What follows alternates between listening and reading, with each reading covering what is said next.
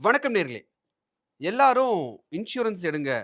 Life insurance, health insurance 2யும் தனித்தனியா எடுங்கன்னு Anand sir தொடர்ந்து சொல்லிட்டே இருக்காரு.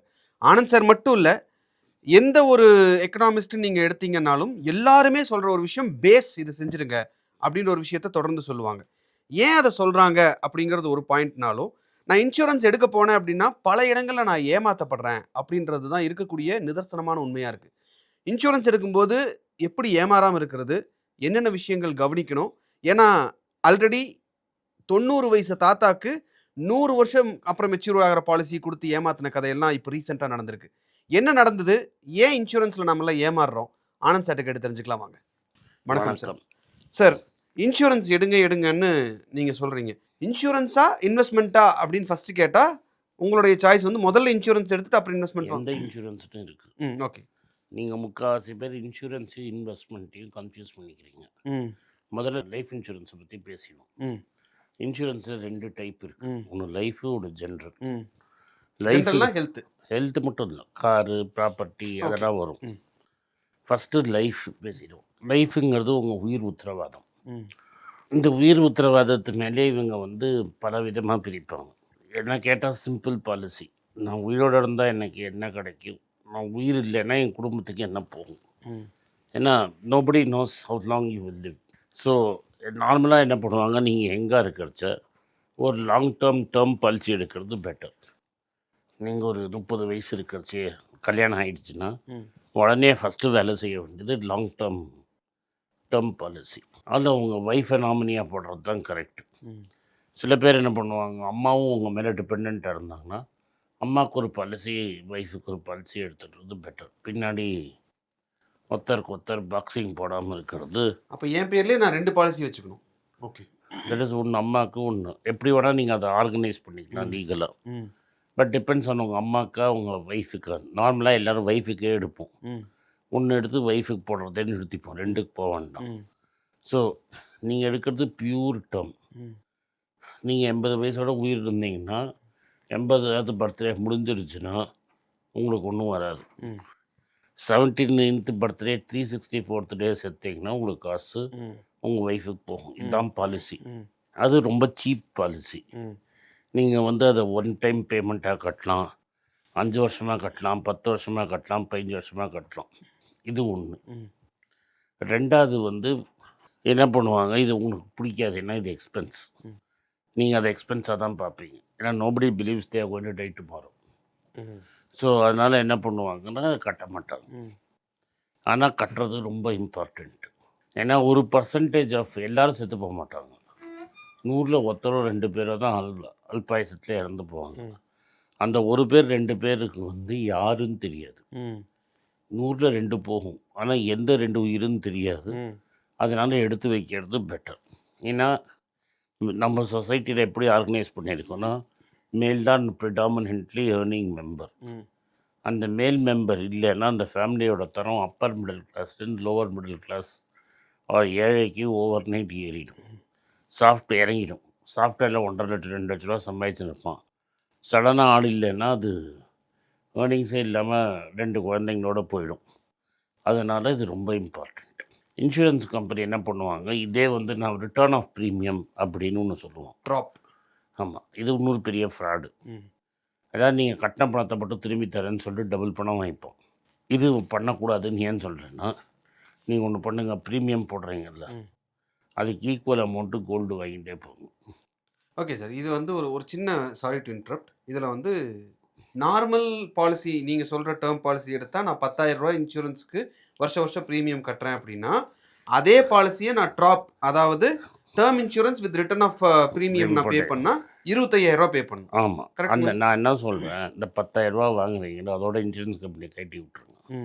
இன்னொரு 10,000 ரூபாய்க்கு நீங்கள் தங்கம் வாங்கிட்டே போங்க. நீங்கள் இந்த சைடு எவ்வளோ வாங்குனீங்க, இந்த சைடு ஏதோ ஒரு நல்ல ஸ்டாக்கை கன்சிடர் பண்ணுங்க.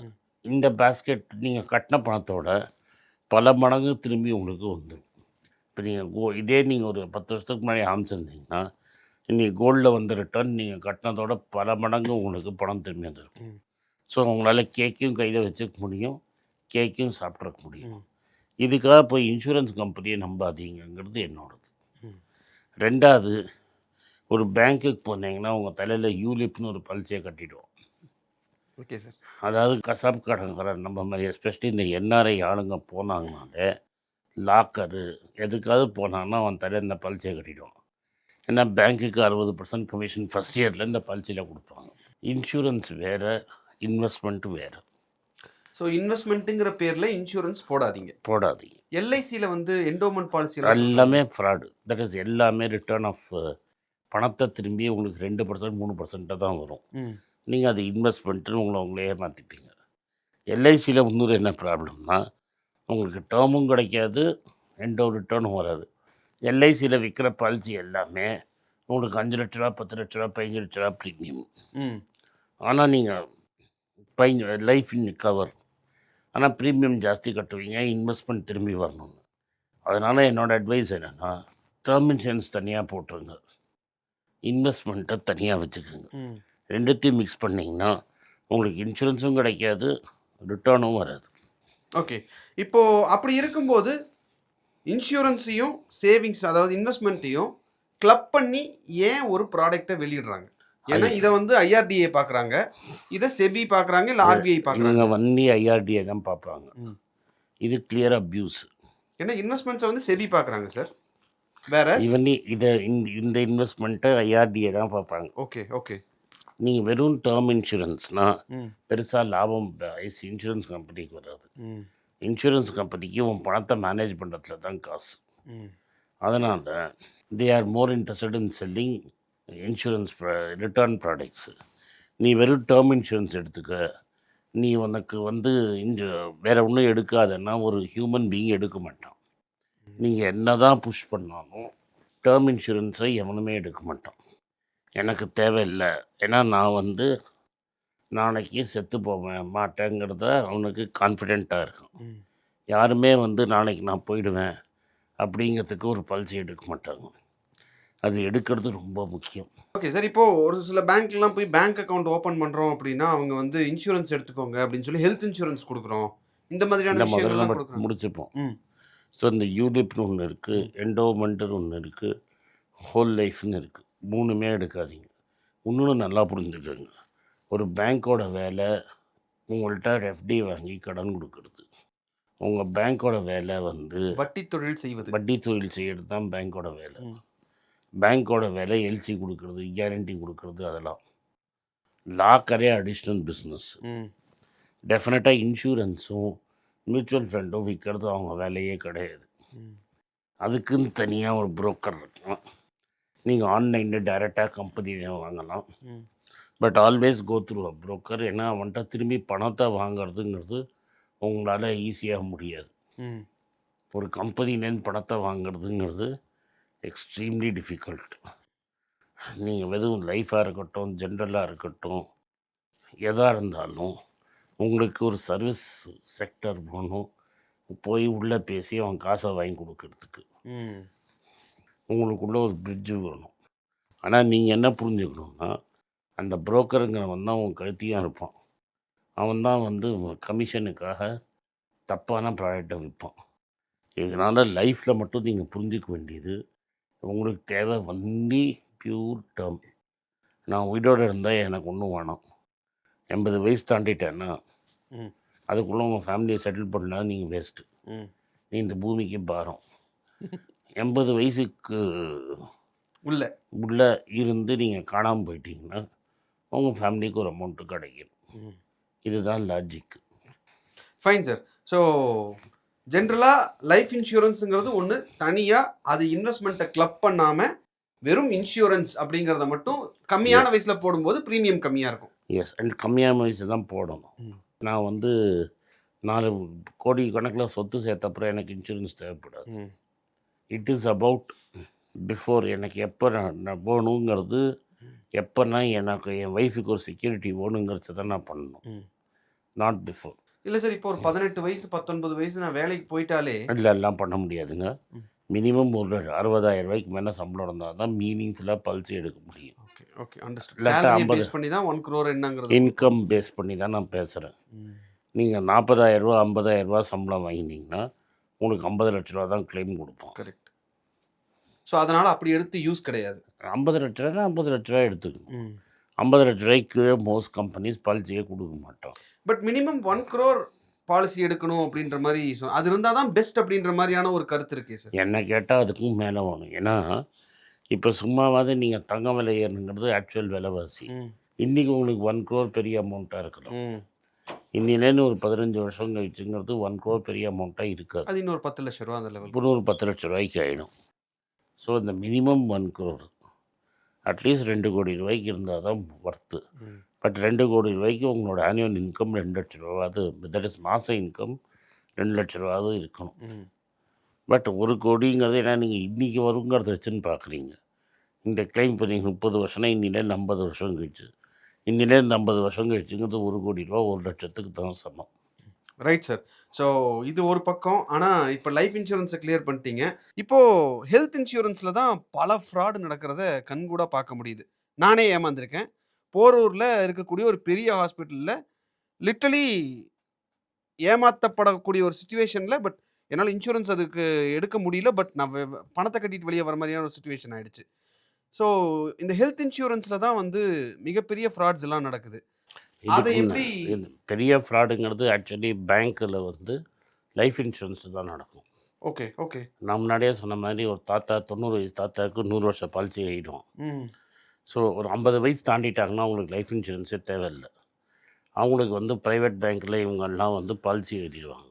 பேங்க்லேருந்து எவனாவது வந்து இப்போ ஆர்பிஐ ரொம்ப ஸ்ட்ரிக்டாக சொல்லிட்டாங்க. ம் இன்றைக்கி அம்மையாரே கண்ணை திறந்து பேசிட்டாங்க. ம் நான் அவங்க ஆளுங்க பட்டுடுச்சுன்னு எனக்கு தாங்க முடியாது இல்லை. ஓகே ஓகே அதனால் வந்து பேங்க்கு வந்து இன்சூரன்ஸ் ஏன் விற்குது அப்படிங்கிற மாதிரி பேசிட்டாங்க. நான் திரும்பி திரும்பி என்ன சொல்கிறதுனா, பேங்க் மேனேஜர் இன்சூரன்ஸ்னால் சொன்ன பேச்சே கேட்காதீங்க சார். அந்த பப்ளிக் செக்டார் பேங்க் வந்து இன்சூரன்ஸ் வித்த கதை அது என்னதான் சார் ஆச்சு? அதுக்கப்புறம் அதுக்கு ஒரு ஒரு ரிசல்ட் தாத்தா கிடைச்சதா? இப்போ அவங்க மேல நடவடிக்கை எடுத்தாங்களா? நடவடிக்கைலாம் எடுக்க முடியாது.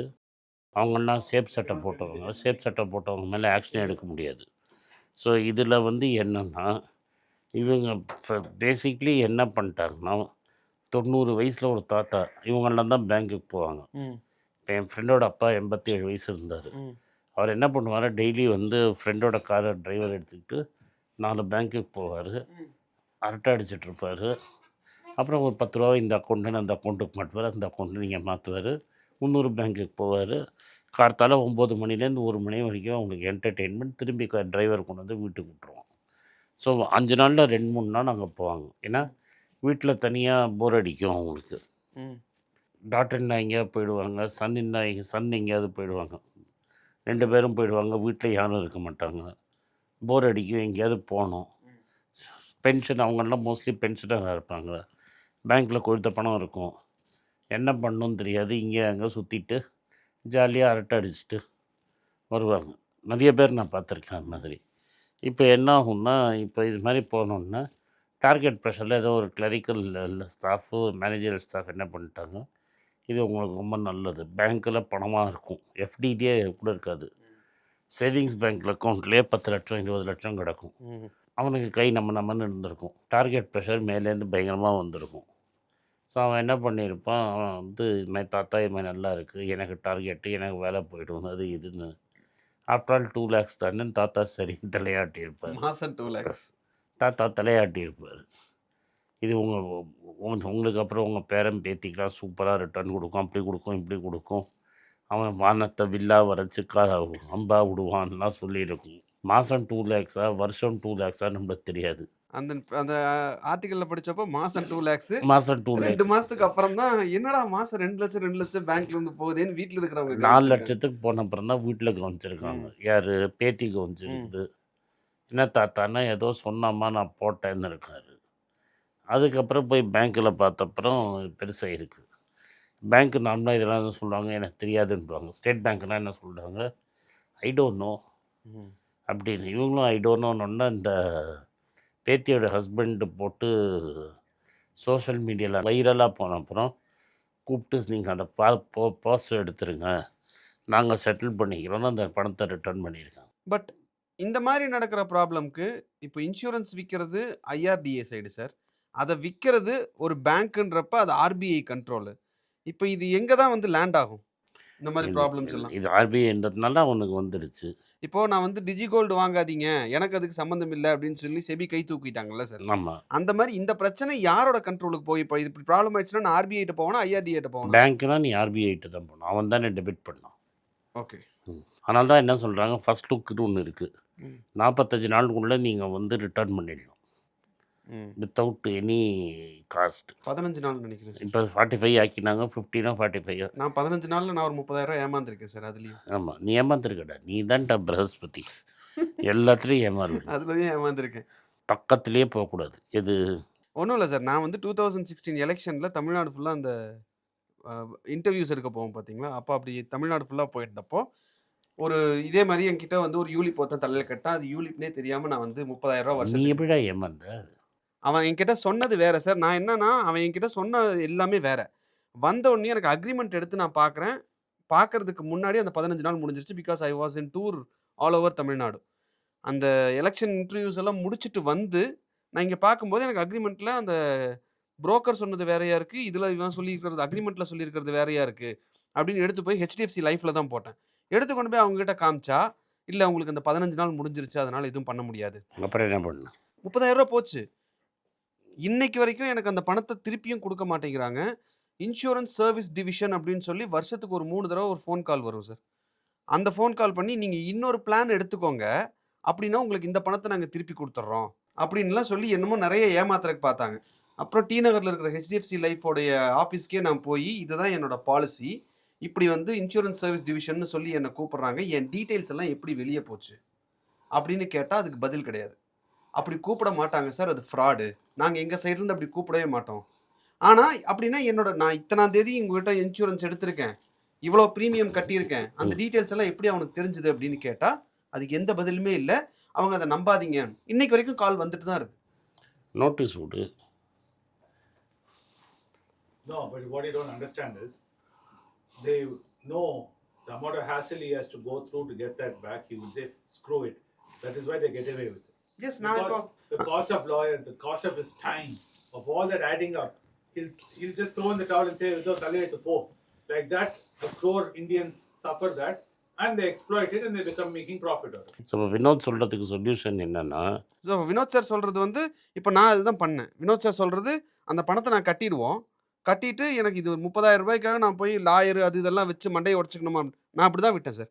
30,000 ரூபா அப்படின்னு நான் பார்த்தேன். அவன் என்ன சொல்கிறான், இந்த வருஷம் ஃபஸ்ட் இயர் 30,000 பே பண்ணிட்டேன், அது மாதிரி ஒரு 3 வருஷத்துக்கு நீங்கள் பே பண்ணுங்கள், ஸோ ஒரு 7th இயர் ஆஃப் மெச்சூரிட்டியில் உங்களுக்கு ஒரு அமௌண்ட் கிடைக்கும். அதுக்கு நான் இன்னும் அவன் ஏமாந்துட்டேன்னு தெரிஞ்சும் திரும்பி என்ன பணம் கட்டுன்றான்.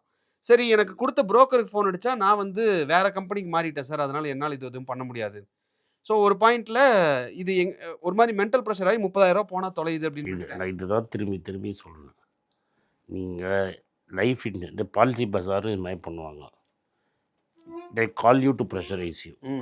தயவு செஞ்சு ஒரு நல்லா புரிஞ்சுக்கோங்க, life insurance is needed only for people who do not have asset. Term தேவையாங்கிறது வந்து for people who do not have asset. அவனுக்கு தேவை டேர்ம், ரைட்டா? எய்தர் 50 லட்சம் இல்லாட்டா 1 கோடி இல்லாட்டா 2 கோடி. அதை தவிர உங்களுக்கு லைஃப் இன்சூரன்ஸை பார்த்தாலே தருமடி அடிங்க. நீங்கள் போய் எந்த இன்சூரன்ஸ் கம்பெனி போட்டு அட்ராசிட்டிஸ் தேட்டிங்கன்னா யூடியூப்பில் ஸ்டோரியாக வரும். இதுக்கு மேலே எஜுகேட் நம்மளால் பண்ண முடியாது. டாக்ஸ்ன்ற ஒரு விஷயத்த சொல்லி இன்சூரன்ஸ் அதான் இப்போ டாக்ஸே கிடையாது. 12 lakhs நோ டாக்ஸ் கிடையாது. அதான் இப்போ சால்வ் ஆகிடுச்சுல்ல உங்களுக்கு. 12 lakhs நான் வந்து இது ஒரு 8 வருஷம் 10 வருஷம் நான் கண்டினியூஸாக கட்டணும் சார். 2 வருஷத்துக்கு போன வருஷம் தான் இந்த டாக்ஸ் விஷயம் வந்தது. நான் 3 வருஷத்துக்கு முன்னாடி ப்ரீமியம் கட்டியிருந்தேன் அப்படின்னா இன்னொரு 6 வருஷத்துக்கு நான் அது வந்து ப்ரீமியம் வருஷம் கட்ட வேண்டியது இருக்குது. நான் திரும்பி சொல்கிறேன், இப்போ ஆனதை பற்றி என்னால் மாற்ற ஒன்றும் பண்ண முடியாது. ஆனால் லைஃப் இன்சூரன்ஸுங்கிற ப்ராடக்டில் ஏழைட்டேருந்து பணக்காரனுக்கு ட்ரான்ஸ்ஃபர் ஆகிற பிஸ்னஸ் தான் அது. நம்ம பிடிச்ச business, transfer of wealth from poor to the rich. இதை முடிக்கிறதுக்கு தான் என்ன, இதை வந்து 50s இது மாதிரி தான் ஆச்சு. அதனால தான் அவர் எல்ஐசி கொண்டு வந்தார். எல்ஐசியில் என்ன அட்வான்டேஜ்னால் தெர் இஸ் நோ ஓனர். இப்போ கொண்டு மாற்றிட்டாங்க. இந்த ப்ராப்ளம் 50s வந்ததுனால தான் இந்தியாவில் எல்ஐசி வந்தது. எல்ஐசியில் என்ன பண்ணால் ஓனரே கிடையாது. எல்லோரும் என்ன நினைக்கிறாங்கன்னா கவர்மெண்ட் ஓனராக இருந்ததுன்னு. இவர் மாற்றின வரைக்கும், இப்போ மாற்றின முன்னாடி வரைக்கும் எல்ஐசி ஓனரே கிடையாது. It's a not for profit company. அப்படின்னா என்னென்னா, இப்போ நீங்கள் எல்லா இன்சூரன்ஸ் பணத்தை தான் கலெக்ட் பண்ணுவான். கிளைம் என்ன இருக்கோ செட்டில் பண்ணிவிடுவான். மீதியை இன்வெஸ்ட் பண்ணுவான். அந்த வர பணத்தை பிரித்து எல்லாருக்கும் கொடுத்துருவாங்க. போனஸ் கிரெடிட் ஆகிட்டே இருக்கும். பாலிசி காரணம் முடிஞ்ச அன்றைக்கி அந்த காசை கொடுத்துருவாங்க. அப்போ இதில் கவர்மெண்ட்டுக்கு என்ன அட்வான்டேஜ் அப்படின்னு கேட்டிங்கன்னா, கவர்மெண்ட்டுக்கு என்ன பண்ணுவாங்கன்னா 5% off total collection every year கொடுத்துருவாங்க. Net collection. நெட்டை என்ன, இந்த இதெல்லாம் போன அப்புறம் ஏஜென்சி கமிஷன் அதெல்லாம் போன அப்புறம் நெட்டுலேருந்து 5% அது ஒன்று இருந்தது, அப்புறம் குறைஞ்சதான்னு தெரியாது. ஸோ இப்போ 1,00,000 கோடி கலெக்ட் ஆச்சுன்னா 5,000 கோடி கவர்மெண்ட்டுக்கு கொடுத்துருவாங்க. அந்த 5,000 கோடிக்கு கவர்மெண்ட் என்ன பண்ணணுன்னா, it is treated as a fee pay to government of India. So அது என்ன பண்ணுவாங்கன்னா 5,000 ரூபா வாங்கிட்டு government, in case LIC fails to pay, government of India will pay. It will give guarantee. So அது மாதிரி ஒரு அப்போ வந்து நிறைய பணம் ஆனதுனால அந்த பணத்தை எடுத்து தேவர் யூஸிங் இட் ஃபார் இன்ஃப்ராஸ்ட்ரக்சர், இல்லாட்டா ஏதாவது ஒரு கம்பெனி ஃப்ளாப் ஆகிடுச்சுன்னா அதை ரெஸ்கியூ பண்ணுறதுக்குலாம் யூஸ் பண்ணாங்க. இப்போ இதை வந்து யாரோ இவருக்கு ஐடியா கொடுத்து இது அப்படியே தங்க விட்ட மட்டும் வாத்து அப்படின்னு நினச்சி அதை மூளையை கசக்கி எடுத்து 2,00,000 கோடி ஒரு கணக்கு 3,00,000 கோடி வரும்னு சொன்னதுல அதை விற்க போய் அந்த ஃபஸ்ட் இஷ்யூ போட்ட காசே 5% விற்ற காசே அவரால் எடுக்க முடியுது. ஸோ தயவு செஞ்சு இதோட எல்ஐசி இன்சூரன்ஸ் நிறுத்திப்போம். இந்தியாவில் உங்களுக்கு ஓடுங்கிற ஒரே பாலிசி டேர்ம் மட்டுமே. Okay sir, fine. Health insurance நீங்கள் கன்ஃபார்மாக எடுக்கணும் அப்படின்னு நீங்கள் பல தடவை சொல்லியிருக்கீங்க. ஃபஸ்ட்டு ஹெல்த் இன்சூரன்ஸ், அதுக்கப்புறம் லைஃப் இன்சூரன்ஸ் அப்படிங்கிறத நான் புரிஞ்சுக்கிறேன். எஸ், ஹெல்த் தான் ஃபஸ்ட். ஸோ அந்த ஹெல்த் இன்சூரன்ஸில் நிறையா நேரம் ஏமாற்றப்படுறோம். நானே பல தடவை, ஒரு தடவை ரொம்ப பெருசாக ஏமாந்தேன். இப்போ ரீசெண்டாக என் அப்பாவுக்கு வந்து உடம்பு சரியில்லை அப்படின்னு போரூரில் இருக்கிற ஒரு பெரிய ஹாஸ்பிட்டலில் அட்மிட் பண்ணப்போ அட்மிட் பண்ணிட்டோம். அவருக்கு வந்தது மசில் கிராம்ப்பு. எடுத்துன்னே கொண்டு போய் ஐசியூவில் தான் அட்மிட் பண்ணாங்க. மசில் கிராம்புக்கு எதுக்கு ஐசியூ அப்படின்னு கேட்டால் பெயின் மேனேஜ்மெண்ட் அப்படின்னு சொன்னாங்க. 2 நாள் ஐசியூவில் இருந்தார். 3ஆவது நாள் நார்மல் ரூமுக்கு மாற்றுறாங்க. மாத்திர வரைக்குமே நம்ம இன்சூரன்ஸ் இருக்குன்னு அட்மிட் பண்ணும்போதே கொடுத்துட்டேன் சார். அப்படின்னா அவங்க இன்சூரன்ஸ் கம்பெனிக்கு அனுப்பிச்சிருக்கணும். இன்சூரன்ஸ் கம்பெனிக்கு அவங்க அனுப்பியிருக்காங்க. அதிலிருந்து இன்சூரன்ஸ் கம்பெனி ஒரு query கேட்குறாங்க. அந்த queryக்கு ரிப்ளை பண்ணுறதுக்கு ஒவ்வொரு queryக்கும் 24 மணி நேரம் டைம் எடுத்துக்கிறாங்க.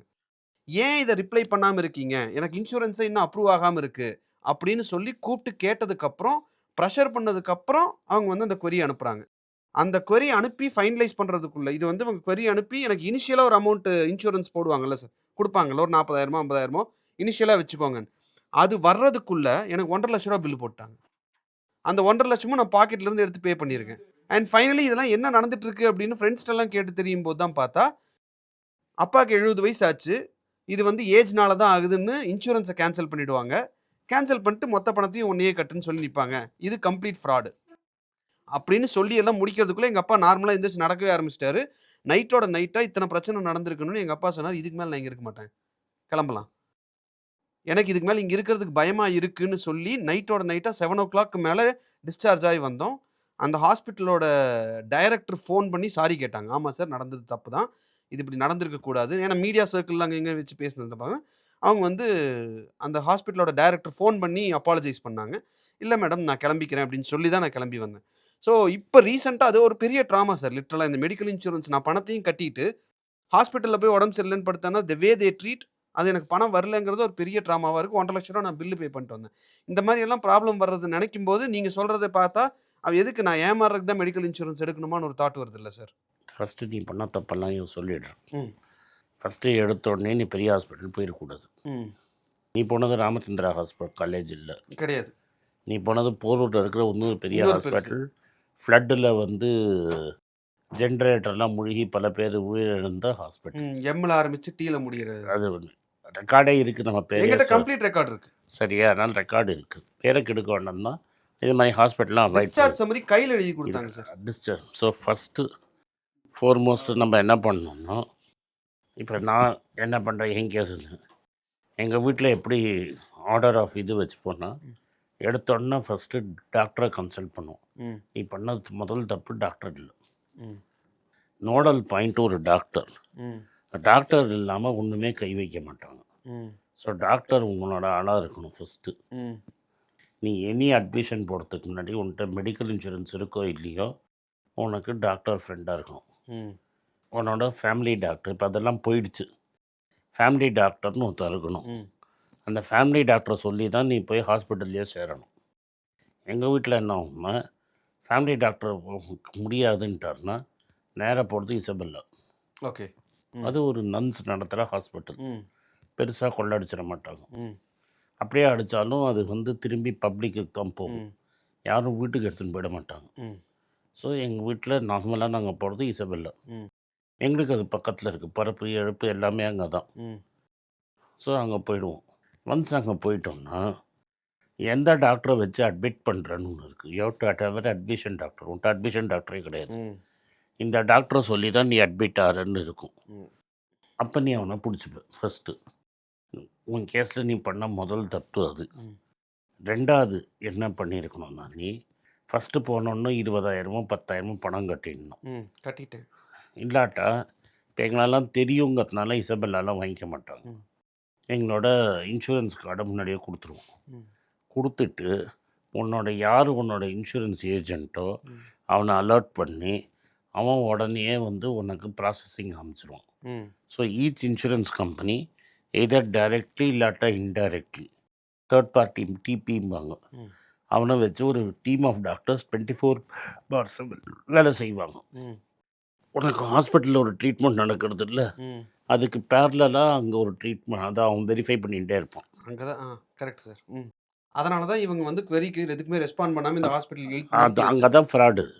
ஸோ இப்போ நீ இதை பண்ணியிருந்தேன்னா without talking to that doctor you cannot do any test. Exactly அங்கே தான் அந்த என்னை ஏமாத்துனது. ஸோ இந்த ஏஜுங்கிறது தப்பு கிடையாது. நீ என்ன ஏஜ் ரிலேட்டடாக தானே கொடுத்துருவான். ம் உன்னை ஏமாத்தினது என்னென்னா, you had not filed a claim and the claim had not gone to the insurance. இந்த இன்சூரன்ஸ் ஃபுல்லாக என்ன பண்ணுவான், அசியூம் பண்ணிப்பான்னா பேங்க்கு இவன் ஃப்ராடு அப்படின்னு அசியூம் பண்ணிட்டு கான்ஸ்டண்ட்டாக 24/7 அதே டாக்டர் பண்ண மாட்டான். They will have a system. ம் அதில் every update will be updated in that system. ம் ஸோ உனக்கு கான்ஸ்டண்ட்டாக உனக்கு அப்டேட் ஆகிட்டே இருக்கும். உன்னோட ஏஜென்ட்டுக்கு பெரிய ஏஜென்ட்டாக இருந்தால் அவனுக்கு தெரிஞ்சிருக்கும். ம் so he will also know he is being constantly updated. So they will keep on approving every day. End of day they will approve. அது பெரிய கம்பெனி இன்சூரன்ஸ் தான் சார். என் தம்பியோட கம்பெனியில் நான் தான் சொல்கிறேன். எஸ் பெரிய இதில் கம்பெனி. ப்ராப்ளம் என்னென்னா, நீ வந்து இன்சூரன்ஸு அந்த கம்பெனிக்கு போச்சானே நீ பார்க்கல. போயிருக்கு. இங்கே ப்ராப்ளம் ஹாஸ்பிட்டல் தான். இன்சூரன்ஸ் அனுப்பியிருக்காங்க. அடுத்த 20வது நிமிஷம் அந்த இன்சூரன்ஸ் கம்பெனிக்காரன்ட்டு வந்து query வந்திருக்கு. இந்த queryக்கு ஹாஸ்பிட்டல் ரிப்ளை பண்ணணும்ல, அதுக்கு 24 ஹவர்ஸ். அது ஆகக்கூடாது. அதை நீ தான் பார்க்கணும். அதை வந்து கம்ப்ளீட்டாக நான் ஃபாலோ பண்ணி சண்டை போட்டு. அதான் அப்படி பண்ண மாட்டான். என்ன பண்ணுவான்னா, உடனே என்ன டெஸ்ட்டு அவன் பெயின் மேனேஜ்மெண்ட் வெறும் ஒரு நாளைக்கு வச்சு பெலட்டிவ் கொடுத்து வீட்டுக்கு அனுப்பிச்சிடுவான். ம் கடைசியில் பேராசிட்டமாலில் தான் எங்கள் அப்பாவுக்கு சரியாச்சு. அதுதான் நான் சொன்னேன், பேலட்டிவ் கொடுத்து வீட்டுக்கு அனுப்பிடுவான். ம் ஒரு நாள் ரெண்ட் பில்லை தான் அவன் கொடுத்துருப்பான். ம் ஹாஸ்பிட்டல் காலியாக இருக்குது, ஐசியூ காலியாக இருக்குன்னு இவன் போய் ஐசியூவில் சேர்த்துட்டான். நீ உண்மைதான். பயத்தில் இருக்க. That is way the role of the agent becomes very important. உங்கள் கேஸில் ஏஜென்ட் கிடையாது, ஹெச்ஆர். ம் ஹெச்ஆரை போய் நீ தேடி பிடிக்க முடியாது. But if you had an agent would have work for you. அவன் போய் அந்த கம்பெனிகிட்ட அலறி அந்த கம்பெனி உடனே அவங்கள்ட்ட பேசி. ஏன்னா ஏன் அந்த கம்பெனி ஏஜென்ட்டுக்கு ரெஸ்பாண்ட் பண்ணுவான்னா, நாளைக்கு நீ அந்த வேலையை பண்ணேன்னா ஏஜென்ட் அடுத்த கேஸை உன்ட்ட கொண்டு வர மாட்டான். ம் what is the role of the agent?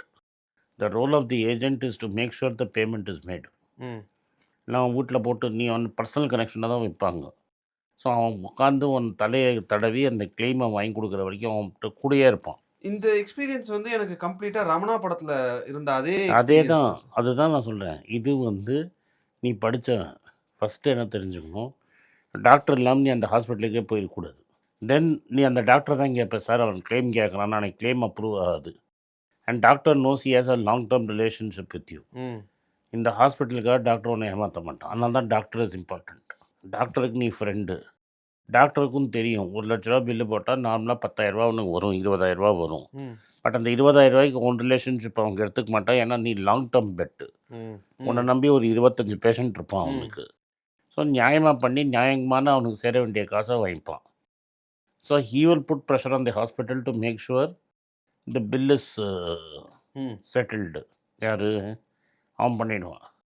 இதே உனக்கு நல்லா தெரியும், நான் லண்டனில் இருக்கும்போது என் வீட்டில் என்னோடய க்ளோஸ் ரிலேட்டிவ்க்கு ரொம்ப மேஜர் சர்ஜரி. நானும் இல்லை, என் தம்பியும் இல்லை. லண்டன்லேருந்து ஃப்ளைட்டில் வரும். ம் இதே இசபெல்லால தான் நடந்தது. ம் very important touch and go situation. ம் ம் என் ரிலேட்டிவ் க்ளோஸ் ரிலேட்டிவ் மாட்டிக்கிட்டார். ம் அவர் மட்டும் தனியாக மாட்டிக்கிட்டார். ம் but because we knew the doctor admit பண்ணதுனால அண்ட் இசபெல்லாங்கிற எங்கள் ரிலேஷன்ஷிப்னால அண்ட் இன்சூரன்ஸ் கம்பெனிக்கு எங்கள் புரோக்கர் தெரிஞ்சதுனால everything went smoothly. And கடைசியில் நாங்கள் அவ்வளோ மேஜர் சர்ஜரிக்கு அப்புறம் 5000 10,000 தான் எங்கள் கையிலேருந்து போச்சு. ம் ஸோ இது வந்து it is possible. But you follow some simple rules. First rule, you should have a doctor whom you trust. It can be anybody. ம் ம் That doctor should be willing to talk in the hospital for you. அவர் refer பண்ணணும். அவர் தான் refer பண்ணணும். Hmm then உனக்கும் அந்த ஹாஸ்பிட்டலுக்கும் relationship is not your problem. Hmm it is the doctor's problem. Hmm ஹாஸ்பிட்டலுக்கும் டாக்டர் தான் ரொம்ப இம்பார்ட்டண்ட்டு. ரெண்டாவது உன்னோட ஏஜென்ட்டு. ம் இந்த 2 பேரும் இருந்திருந்தாங்கன்னா உனக்கு இந்த வேலை நடந்திருக்காது. வந்து இன்சூரன்ஸ் கம்பெனி ஃப்ராடு கிடையாது, கிடையாது. Hospital fraud. ஹாஸ்பிட்டலில் தான் நான் மாட்டினேன். இதுதான் first step. First level of fraud hospital. அதை ஏன்னா ஹாஸ்பிட்டலுக்கு கண் கூட நீ எதுக்குன்னா அவன்கிட்ட எக்யூப்மெண்ட் இருக்குது, அவன்கிட்ட ஐசியூவில் பெட் இருக்குது, ஆளை தூக்கி ஐசியூவில் போட்டு பில்லிங் ஏற்றணும்னு பில்லிங் பண்ணிட்டான். இது பெட் சிடி அந்த சிடி இந்த கேன்சர்லாம் இருக்கான், மசில் கிராம்புக்கு கேன்சருக்கான அதெல்லாம் தேவையில்லாமல் பண்ணது. எதுக்குன்னா அவன்கிட்ட அந்த ஃபெசிலிட்டி இருந்தது, டாக்டருக்கு ப்ரெஷரு, டாக்டருக்கு கமிஷனில் தான் பில்லிங்கு. ஸோ அந்த பெட் சிடி எடுத்தால் அவனுக்கு இவ்வளோ கமிஷனு, அவன் எடுத்து உனக்கு கேன்சர் இல்லைன்னு சொன்னதுக்கு இவ்வளோ கமிஷன். அண்ட் ஃபைனலி இதெல்லாம் நடந்திருக்கு அப்படின்னு சொல்லி அந்த ஹாஸ்பிட்டலோட டைரக்டர் என்கிட்ட ஃபோன் பண்ணி, நான் நைட் 7 o'clock மேலே நான் டிஸ்சார்ஜ் பண்ணிக்கிறேன், இதுக்கு மேலே இங்கே இருக்க முடியாது, நான் பணத்தை கட்டி டிஸ்சார்ஜ் ஆகிடுறேன்னு சொல்கிறப்போ அந்த ஹாஸ்பிட்டலோட டைரக்டர் ஃபோன் பண்ணி பேசினாங்க. பேசும்போது இதெல்லாம் நடந்தது அப்படின்னு சொன்னப்போ, இல்லை சார் தப்பு எங்கள் மேலே தான், இப்படி ஒன்று நடந்திருக்குன்னு என்கிட்ட யாருமே சொல்லலை, சொல்லியிருந்தா நானே வந்து இன்டர்ஃபியர் ஆகி இது இப்படி நடக்கக்கூடாதுன்னு சொல்லி ஹாஸ்பிட்டலில் என்ன நடக்குதோ அப்படி இப்படின்லாம் சொன்னாங்க. தப்பு அவங்களுக்கு தான்றதை ஒத்துக்கிட்டு அப்பாலஜைஸ் பண்ணாங்க. அப்போது எனக்கு நடக்கிற தப்பு தானே மற்றவங்களுக்கு நடக்குன்றதால கேள்வி. அதை தான் இங்கே சொல்கிறோம். தயவு செஞ்சு always go to a small hospital. And even a small hospital go with the doctor you know. சின்ன ஹாஸ்பிட்டலுக்கு போங்க, உங்கள் டாக்டரை வச்சு போங்க. உங்களுக்கு ஏதாவது மேஜர் சர்ஜரி நடக்கணும்னா அவன்தான் உங்களை பெரிய ஹாஸ்பிட்டலுக்கு கூட்டிகிட்டு போகணும். இடத்துனாலே பெரிய ஹாஸ்பிட்டல் போனீங்கன்னா இதுதான் நடக்கும். அதே மாதிரி இன்சூரன்ஸில் இன்னொரு பெரிய பிரச்சனை இருக்குது சார், அதுலேயும் நான் அனுபவிச்சிருக்கேன். பார்க்குறவங்க கூட நினைக்கலாம், என்னடா இன்சூரன்ஸில் எந்த பிரச்சனை வந்தாலும் நான் அனுபவிச்சிருக்கேன். உண்மையிலேயே அது நடந்திருக்கு. ஹாஸ்பிட்டலில் நான் அட்மிட் ஆகிறேன். அட்மிட் ஆனோடனையும் உடம்பு சரியில்லைன்னு அட்மிட் ஆகும்போது எனக்கு வீசிங் இருக்குது, ஆஸ்துமா இருக்கான்னு கேட்டாங்க. ஆஸ்துமா இல்லை, சின்ன வயசில் வீசிங் இருந்ததுன்னு. வீசிங்னு அந்த காலமில் இல்லை, ஆஸ்துமா தான் இருந்ததுன்னு அந்த டாக்டர் டிக் அடிச்சிட்டாங்க. சின்ன வயசில் ஆஸ்துமா வீசிங் இருந்ததுன்னு சொன்னதை அவங்க ஆஸ்துமான்னு டிக் அடித்ததுனால எனக்கு இன்சூரன்ஸை வந்து ரிஜெக்ட் பண்ணிட்டாங்க. அதுக்கப்புறம் நான் நீங்கள் சொன்ன மாதிரி இந்த புரோக்கர் அவரை வச்சு தான் அதை வாங்க முடிஞ்சு. சார், ஒரு இன்சூரன்ஸை எடுக்கும்போது முக்கியமாக என்னென்ன விஷயங்கள் நாங்கள் கவனிக்கணும் சார்? ஃபஸ்ட்டு வந்து உன்னோட வீசிங் கதையை வச்சு நான் சொல்லிடுறேன். நேற்று வீசிங் கதையை சொன்னேன், அது பேர் டிஸ்க்ளோஷர்னு பேர். ஸோ உங்களுக்கு வந்து பேசிக்லி வந்து அது என்னங்கிறத நான் முழுசாக சொல்லிட்டா நீங்கள் எனக்கு எக்ஸ்பிளைன் பண்ண ஈஸியாக இருக்கும், ஸோ தட் பார்க்குறவங்களுக்கு ஈஸியாக இருக்கும். ஒரு 2019 வாக்கில் உடம்பு சரியில்லைன்னு ஹாஸ்பிட்டலில் அட்மிட் ஆகிறேன். அங்கே அந்த டாக்டர் வந்து உங்களுக்கு என்ன உடம்புக்கு முன்னாடி இருந்திருக்கு அப்படின்னு சொல்லி ஒரு சார்ட் வச்சு டிக் பண்ணிட்டே வந்தாங்க. ஆஸ்துமா இருக்கா அப்படின்னு கேட்டாங்க. நான் வந்து ஆஸ்துமா கிடையாது, சின்ன வயசில் எனக்கு வந்து வீசிங் இருந்திருக்கு. எந்த வயசு வரைக்கும் இருந்ததுன்னா 7 8 வயசு வரைக்கும் இந்த மாதிரி இருந்திருக்கு. அங்கே வீசிங்க்குன்னு ஒரு காலம் இல்லாததுனால அவங்க ஆஸ்துமாவை டிக் பண்ணிட்டாங்க. டிக் பண்ணால் 1.25 லட்ச ரூபா பில்லு வந்தது. அந்த 1.25 லட்ச ரூபா பில்லு வந்து கொடுக்க மாட்டேன், கம்ப்ளீட்டாக ரிஜெக்ட் பண்ணுறேன்னு ரிஜெக்ட் பண்ணிட்டாங்க. என்னன்னு பார்த்தா இவங்க ஆஸ்துமான்னு டிக் பண்ணியிருக்காங்க, நீங்கள் அதை எங்களுக்கு டிஸ்க்ளோஸே பண்ணலை அப்படின்னு சொல்லி எங்களுக்கு கொடுக்க மாட்டேன்னு சொல்லிட்டாங்க. அதுக்கப்புறம் நான் டாக்டர் கிட்ட எனக்கு ஆஸ்துமாவே இல்லை, நீங்கள் ஏன் அதை போட்டீங்கன்னதுக்கப்புறம் அந்த டாக்டர் வந்து ஒரு லெட்டர் எழுதி கொடுத்து, அவர் வீசிங் தான் சொன்னார், ஸோ ரீசன்னால நான் ஆஸ்துமான அதை டிக் பண்ணியிருந்தேன்னு சொல்லி அவங்க ஒரு லெட்டர் ஒன்று எழுதி கொடுத்து என் புரோக்கர்கிட்ட கொடுத்தப்போ அவங்க வந்து ஒரு கான்கால் அரேஞ்ச் பண்ணி, அந்த இன்சூரன்ஸு ஹாஸ்பிட்டல்ஸோட டோட்டலாக கான்கால் அரேஞ்ச் பண்ணி, நான் வந்து 10 கிலோமீட்டர் மேரத்தான் 2-3 தடவை முடிச்சிருக்கேன், 100 கிலோமீட்டர்ஸ் 200 கிலோமீட்டர் சைக்கிளிங் முடிச்சிருக்கேன், ஆஸ்துமா இருந்தால் இதெல்லாம் பண்ண முடியுமா அப்படின்னு அவங்கக்கிட்ட 1 to 1 கான்காலில் பேசினதுக்கப்புறம் தான், இல்லை இது பண்ண முடியாதுன்னு அந்த ஃபோட்டோஸ் எல்லாம் நான் அனுப்பி ப்ரூஃப் காமிச்சு எனக்கு அந்த பணத்தை வந்து கிளைம் பண்ணி கொடுத்தாங்க சார். அப்போது அங்கே நடந்தது ஏன் தப்பு கிடையாது, ஒரு டாக்டர் பண்ண மிஸ்டேக் இந்த மாதிரி ஒரு ப்ராப்ளம் ஆச்சு. உன் தப்பு உண்டு. ஓகே, ஃபஸ்ட்டு நீ வந்து டாக்டர்கிட்ட எதுக்கு கேட்குறன்னு கேட்கணும். ஓகே ஓகே இந்த ரிப்போர்ட் எப்போது நீங்கள் என்ன சொன்னாலும் அது இதுக்கு போகும். எதுக்கு? இன்சூரன்ஸ் கம்பெனிக்கு. ம். எஸ்பெஷலி நீ ப்ரீ எக்ஸிஸ்டிங் டிசீஸ் ஏதாவது டிஸ்க்ளோஸ் பண்ணேன்னா ம். அது உன்னோட இன்சூரன்ஸில் இருக்கும். ம். ஸோ உன்னோட இன்சூரன்ஸ் ஃபைலில் நீ ப்ரீ எக்ஸிஸ்டிங் என்ன டிக்ளேர் பண்ணியிருக்கங்கிறத பார்ப்போம். நீ தனி இன்சூரன்ஸ், இது குரூப் இன்சூரன்ஸ் கிடையாது. குரூப் இன்சூரன்ஸில் இந்த ரூலே கிடையாது.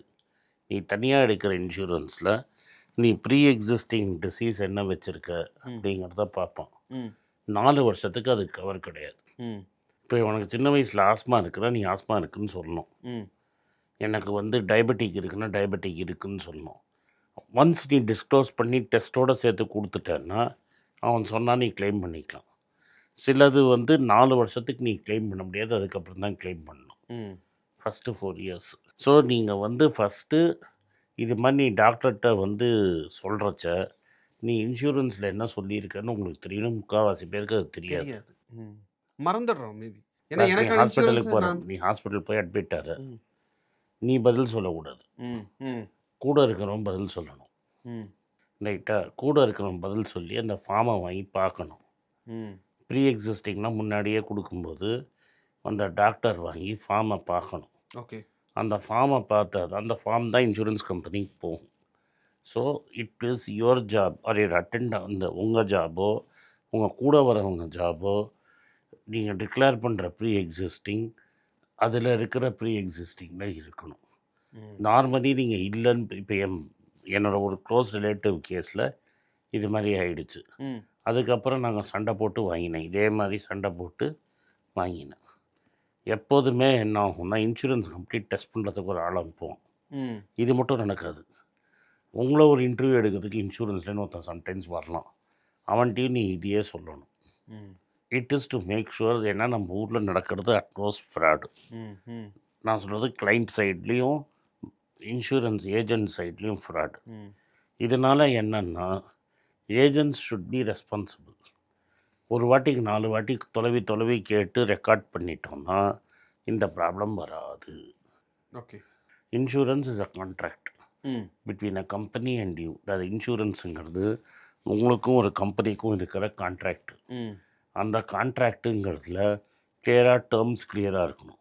அவன் சைட் டேர்ம்ஸும் கிளியராக இருக்கணும், உங்கள் சைட் டேர்ம்ஸும் கிளியராக இருக்கணும். அவன் ரிஸ்க்கை வாங்குகிறான், ம். நீங்கள் ரிஸ்க்கை டீரிஸ்க் பண்ணுறீங்க. Is buying the risk. அதனால் உங்களுக்கு என்னெல்லாம் இருக்குங்கிறத நீங்கள் முன்னாடியே சொல்லணும். தேவைப்பட்ட மெடிக்கல் டெஸ்ட்டுக்கும் நீங்கள் ஒத்துக்கணும். ப்ரீமியமுக்கு பயந்து அதை சொல்லாமல் இருக்கக்கூடாது.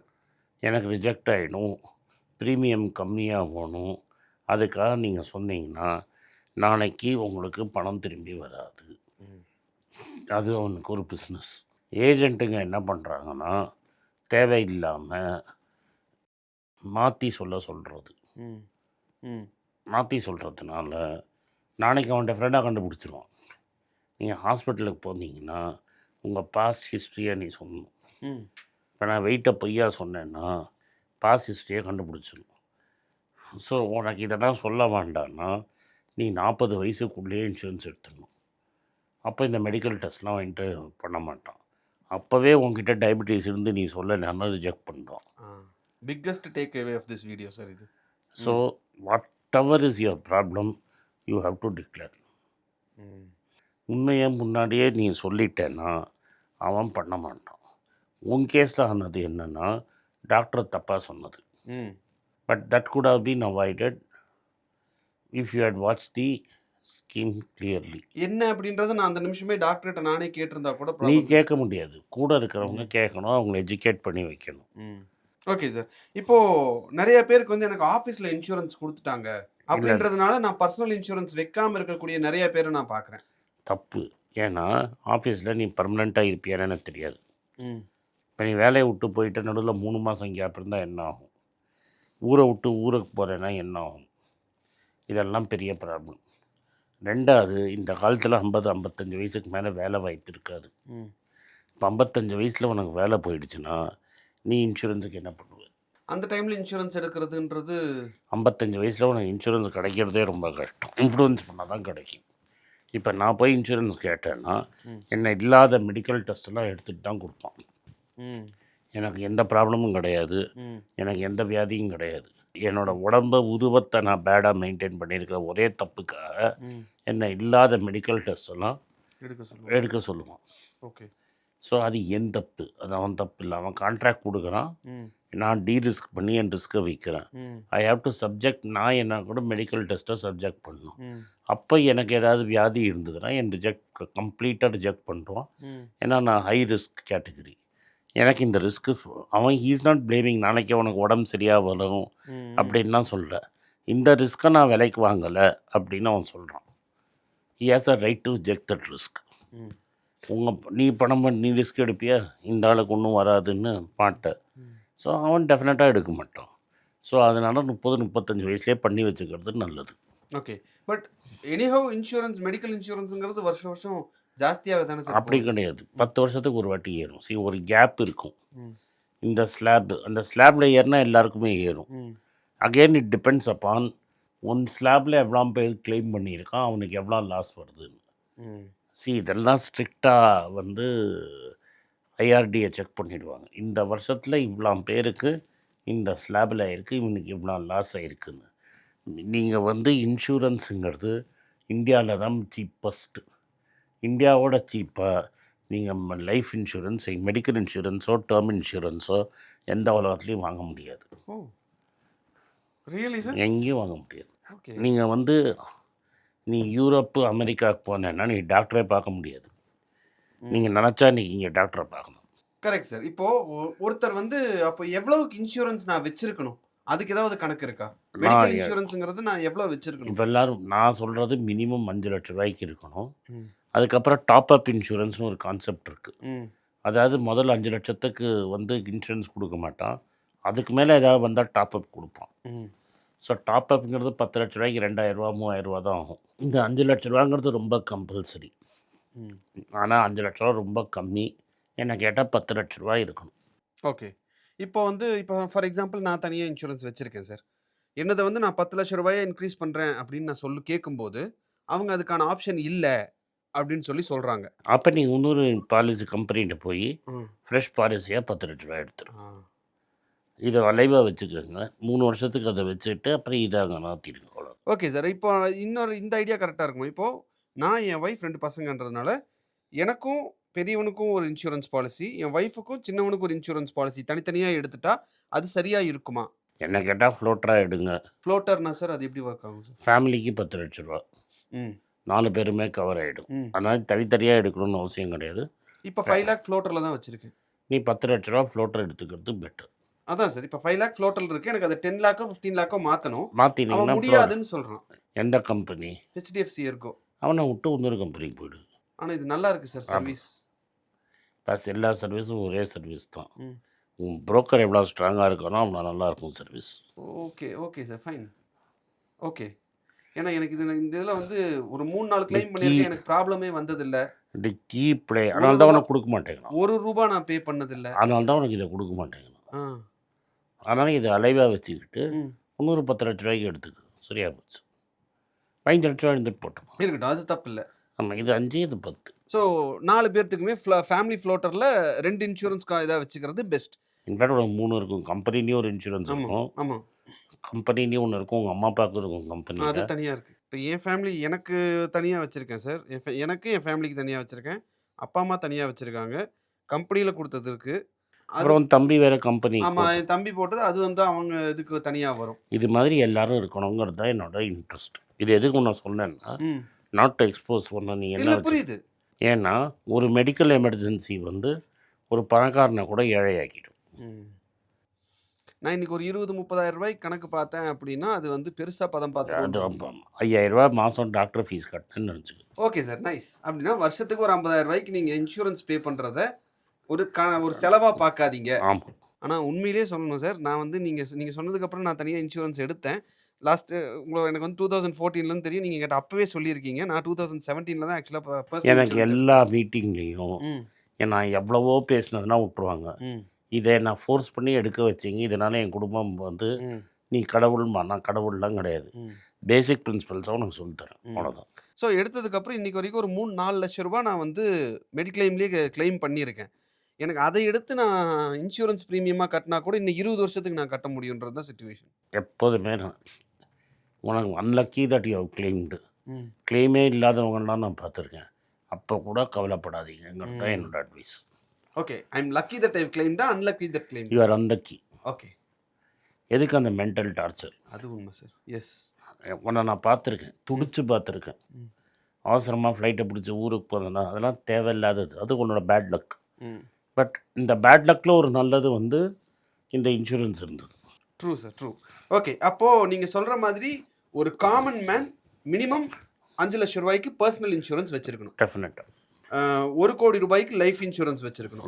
50,000 ரூபாய்க்கு மேலே சம்பாதிக்கிறேன்னு. மினிமம் 50 lakhs அப்படின்றது வந்து ஒரு வேல்யூவாக நம்ம பார்க்கலாமா சார்?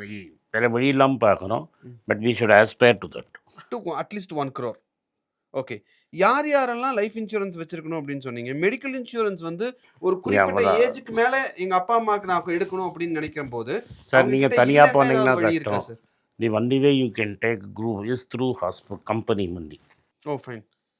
கம்பெனி, நான் ஒர்க் பண்ணுற கம்பெனி எங்கள் அப்பா அம்மாவுக்கு கொடுக்குறாங்க அப்படின்னா மட்டும்தான் பண்ண முடியும். இல்லாட்டா 70 வயசுக்கு மேலே ஆயிடுச்சுன்னா ஒன்றும் பண்ண முடியாது. Unless they have had cover all their life. அவங்க ஒரு 40 வயசுலேருந்து இன்சூரன்ஸ் வச்சுருந்தாங்கன்னா அதை கண்டினியூ பண்ணலாம். They cannot deny it. Okay, இப்போ வந்து இல்லை, இப்போ தான் எங்களுக்கு இன்சூரன்ஸ் பற்றின அப்போ 5 லட்ச ரூபாய்க்கு 3 லட்ச ரூபா ப்ரீமியமே வாங்கிடுவோம் சார். 5 லட்ச ரூபா கவரேஜுக்கு 3 லட்ச ரூபா ப்ரீமியம். 75 வயசுக்கு மேலே அப்படி வாங்கிடுவோம். Okay okay, but 5 sir, entry point is very important boss. Insurance 35லேருந்து 45 வயசுக்குள்ளே என்ட்ரி ஆகிடணும். 45 வயசுக்கு மேலே என்ட்ரினாலே கெடு தான். ஓகே, ஸோ 35லேருந்து 40 வயசுக்குள்ளே இருக்கீங்க, இந்த வீடியோ பார்த்துட்டு இருக்கீங்கன்னா உங்களுக்கு லைஃப் இன்சூரன்ஸும் இன்னும் அழகாக சொல்கிறேன். வினோத் ஸ்ரீனிவாசனோட இன்ஸ்டாகிராமில் இதை எஜுகேட் பண்ணுறதுக்குள்ள டாடா ஏஜி யூஸ் பண்ணுறேன். ஏன்னா they are very ethical. Tata ஏஜியோடு சேர்ந்து we are running a firm. இங்கே கீழே கூகுள் ஃபார்ம் போட்டுருங்க. ஓகே, யாரெல்லாம் வேணுமோ வாங்க, என்ன டவுட்ஸ் இருக்கோ நீங்களே கேட்டுக்கோங்க. It is very very very important that you have this. ரொம்ப முக்கியம். உங்களுக்கு என்ன சந்தேகம் இருந்தாலும் கேட்டுக்கோங்க. இன்சூரன்ஸ்னு வர்றப்போ இப்போ இந்த வீடியோ பண்ணுறதுக்கு முக்கியமான காரணம், நான் எல்லா இன்சூரன்ஸ்காரன்ட்டையும் ஏமாந்துருக்கேன் சார். பொதுவாகவே நான் வந்து என்னோடய கிளியர் வந்து இது வரைக்கும் நான் எந்த இன்சூரன்ஸ் ஏமாந்தது கிடையாது. ஏன்னா புரோக்கிங் வந்து எனக்கு ரொம்ப ஸ்ட்ராங். நான் என் புரோக்கரை உலுக்கினா என் புரோக்கர் அங்கேயே இருப்பான். நீங்கள் key element is from whom you are buying. Okay, so இந்த வீடியோ பார்த்துட்டு இருக்கக்கூடிய 40 வயசுக்குள்ளே இருக்கிறவங்க, ஒரு 42 இருந்தாலும் பரவாயில்ல, உங்ககிட்ட தனியாக 50 வயசுக்குள்ளே இருக்கிறவங்கன்னே தைரியமாக சொல்கிறேன். ஓகே, 50 வயசுக்குள்ளே இருக்கிறவங்க ஈஸியாக எடுத்துடலாம். 50 வயசுக்கு மேலே இருக்கிறவங்க எஃபர்ட் போட்டு எடுக்கணும். ஓகே, ஸோ 50 வயசுக்குள்ளே இருக்கீங்க அப்படின்னா உங்ககிட்ட பர்சனலாக ஆஃபீஸில் கொடுத்த மெடிக்கல் இன்சூரன்ஸ் இல்லாமல் பர்சனலாக உங்கள் ஃபேமிலிக்கும் உங்களுக்கு இல்லை அப்படின்னா தயவு செஞ்சு முதல்ல அதை எடுத்துருங்க. லைஃப் இன்சூரன்ஸ் இல்லைனாலும் தயவு செஞ்சு அதை எடுத்துருங்க. லைஃப் இன்சூரன்ஸ் நீங்கள் எவ்வளோ சின்ன வயசில் எடுக்கிறீங்களோ அந்த அளவுக்கு வருஷம் ப்ரீமியம் குறையும். இந்த கூகுள் ஷீட்டில் உங்களுக்கு ஏதாவது சந்தேகம் இருந்தால் ஃபில் பண்ணிக்க. ஓகே, ஸோ உங்களுக்கு இருக்க அந்த டிஸ்கிரிப்ஷனில் அந்த கூகுள் ஷீட் நாங்கள் வைக்கிறோம். எல்லா இதுக்கு முன்னாடி பார்த்த எபிசோட்ஸ்லையும் இந்த இன்சூரன்ஸ் சம்மந்தமான எல்லா எபிசோட்ஸ்லையும் இந்த கூகுள் ஷீட் இருக்கும். அந்த கூகுள் ஷீட்டில் உங்களுடைய சந்தேகம் என்ன அப்படின்றத நீங்கள் கேளுங்க. அதுக்கான விளக்கத்தை டீம்லேருந்து தருவாங்க உங்களுக்கு. நன்றி சார். இன்சூரன்ஸ் தொடர்பாக பல்வேறு விஷயங்கள் சொன்னீங்க. நிறைய விஷயங்கள் ஐ ஓப்பனிங்காக இருந்தது. ரொம்ப நன்றி சார். நன்றி, வணக்கம். எல்லாருக்கும் வணக்கம். குழந்தைங்களுக்காக ஃபைனான்ஷியல் லிட்ரஸி, மணி ஃபார் நத்திங்னு 2வது பார்ட்டு. அண்ட் இதில் வந்து செக் எழுதுறது எப்படி, டெபாசிட் ஸ்லிப் எழுதுறது எப்படி, பணம் எப்படி வந்தது, பார்ட்டர்லேருந்து டிமானிட்டைசேஷன் வரைக்கும் எல்லாத்தையும் கவர் பண்ணியிருக்கோம். உங்கள் குழந்தைங்க அப் டு ஏஜ் 10, 12க்கு ரொம்ப யூஸ்ஃபுல்லாக இருக்கும். இந்த புக் இப்போதைக்கு ஒரு ஸ்பெஷல் ப்ரைஸில் 450 ரூபாய்க்கு கொடுக்குறோம். இதை யூஸ் பண்ணிக்கோங்க. நன்றி, வணக்கம். moneypage.com வெப்சைட்டை சப்ஸ்கிரைப் பண்ணுங்கள். ஒரு வாரத்துக்கு 4 ப்ரீமியம் ஆர்டிக்கலும் ஃப்ரீ ஆர்டிகல்ஸ் ஒரு 10லேருந்து 15 நாங்கள் போடுறோம். இது சப்ஸ்கிரிப்ஷன் ஒரு மாதத்துக்கு 99 ரூபா தான். இங்கே சொல்கிற கான்செப்ட்ஸை கிரேட்டாக எக்ஸ்பேண்ட் பண்ணி போடுறோம். நீங்கள் படிச்சிங்கன்னா உங்களுக்கு யூஸ்ஃபுல்லாக இருக்கும். நன்றி, வணக்கம். வணக்கம். குழந்தைங்களுக்காக ஒரு புஸ்தகம் லான்ச் பண்ணோம். அது ரொம்ப சக்ஸஸ்ஃபுல்லாக இருக்குது. யாருக்கெல்லாம் அந்த புஸ்தகம் போகணுமோ எங்கள் டீமுக்கு கான்டாக்ட் பண்ணுங்கள். கீழே இருக்கிற நம்பர்லேயும் வெப்சைட்லேயும் கான்டாக்ட் பண்ணிங்கன்னா உங்களுக்கு அந்த புஸ்தகத்தை நீங்கள் வாங்கிக்கலாம். மற்ற எங்கள் புஸ்தகமும் அவைலபிள். எங்கள் வெப்சைட் மூலமாகவும் வாங்கலாம். கீழே இருக்கிற வாட்ஸ்அப் நம்பர்லேயும் மெசேஜ் அனுப்பலாம். நன்றி, வணக்கம்.